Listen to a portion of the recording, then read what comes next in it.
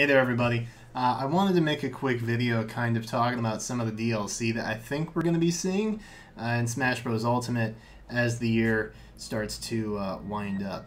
So if you saw the Game Awards, then you already know that Joker from Persona 5 was confirmed to be the first, or at least one of, the DLC packs that we were going to get.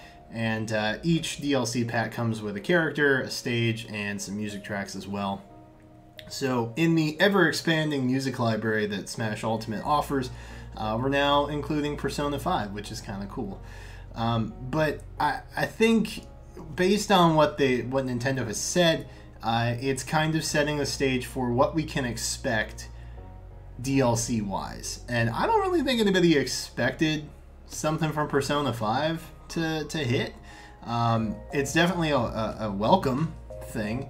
I think it's great that we're getting representation from the Persona series, but that kind of led me to believe, well, maybe nothing's impossible. You know what I mean? It's more third-party characters. You know, I don't think Nintendo has a close relationship with the Persona series, but either way, you know, they're in now. Like, Joker is in Smash. It is confirmed.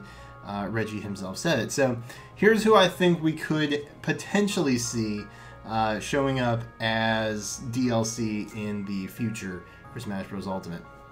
First and foremost, I know it's been like a long time, literally years, people have been like, when is Sora from Kingdom Hearts going to be in Smash? I genuinely think that's a possibility now. And naysayers, come at me, I guess. But if we can get somebody from Persona, we could probably get somebody from Kingdom Hearts. Just saying. Sora would, you know, technically be another sword unit, but he'd have a Keyblade. And he's also got, if you remember from Kingdom Hearts 2, a couple different forms that he can change into, kind of similar to how Shulk can kind of change his weaknesses and things like that. So, you know, I definitely think Sora's built for Smash. And so because of that, I think he's a very likely candidate that we could be seeing in future Smash updates. Another character that I think is probably pretty likely, Waluigi. I said this on my podcast when I was talking to Mr. Talon about it. If Nintendo wants like an extra $5 million, like, all they really have to do is release a Waluigi you know, DLC pack. I feel like there are a lot of popular options that haven't gotten in yet that fans want to see. You know, Geno very high on that list, of course. Banjo and Kazooie also very high on that list of people wanting to see that. But I feel like Waluigi has the most boisterous fan base when it comes to that, and so I think ultimately he's going to win out because of it. So more than likely, like, I don't know how Nintendo could just ignore the fan base like that. And you know, I'm not necessarily a huge proponent of Waluigi, but I feel like it would make people very happy if Waluigi got in, and so for that, I'm rooting for Waluigi naturally. But I mean, it would like, seriously, how do you have Daisy in the game but not Waluigi? I think the only main character missing is like Toad, kind of, who semi shows up with Peach. So it's like it's not even like Waluigi's really the main character in the Mario Brothers series that's still missing. So I feel like he would show up for sure. Another character that I think is pretty likely, I think we're going to be seeing Sans from Undertale. I don't think it's coincidence that Deltarune just came out shortly.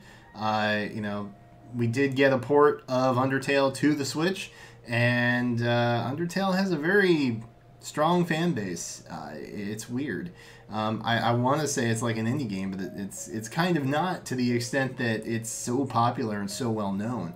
I feel like you'd be hard pressed to not know someone, or to know someone who doesn't know about Undertale, right? Even if they haven't played it, they've heard of it, and I think that alone speaks volumes to the popularity. And I think the main thing that they're really going for with this DLC is like world-breaking stuff, right? So how bonkers would it be if we had Sans from Undertale just kind of magically show up in Smash Bros. Ultimate?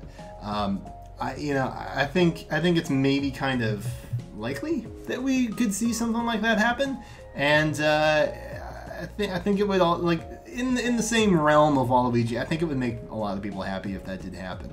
So, again, I'm not a huge proponent of Sans necessarily, but I feel like that would be internet breaking in a sense, and I think that's what Nintendo's trying to kind of go for. And then, the last character is kind of up in the air.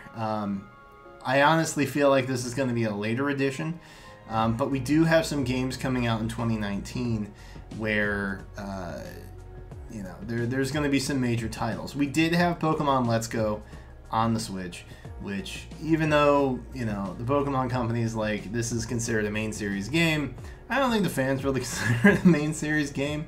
And we actually just got support for, I think if you have Pokemon Let's Go, you can now get the spirit of Pikachu or Eevee in Smash Ultimate. So there's kind of like some game crossover happening with that as well. But we do have the next generations of games, Gen 8, showing up on the Switch later this year in 2019. And so I think more than likely we'll see some sort of new Pokemon representative from that. Could it be disappointing? Maybe. Would it be lame?